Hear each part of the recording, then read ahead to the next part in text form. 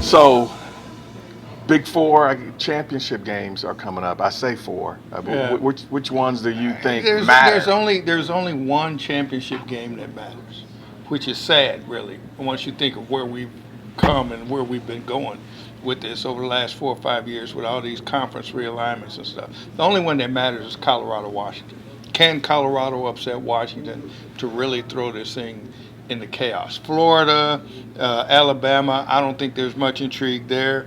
Clemson, Virginia Tech, I don't think there's much intrigue there. Wisconsin, Purdue, I mean, who cares? Because Ohio State, Wisconsin, Penn Wisconsin. State. I'm sorry, Wisconsin, Penn State. I don't think there's much intrigue there. Well, there's the intrigue is if there's an upset. Well, if there's an upset, but even with an upset, I still think you got the same players involved. It's just a matter of 1, 2, 3, 4. Who's 4, who's 3, who's 2. It's really. I think what's happened is in getting to this place with a national championship game and playoffs, they've actually watered down playing for a conference. As Ohio State and Michigan are proving, a conference championship doesn't mean anything.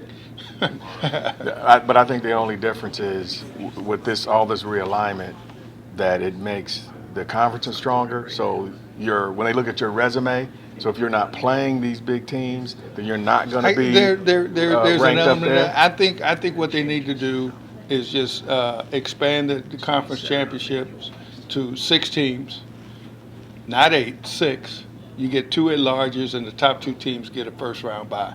I think if you do that, looking at this year, it'd be pretty easy to slot the 6.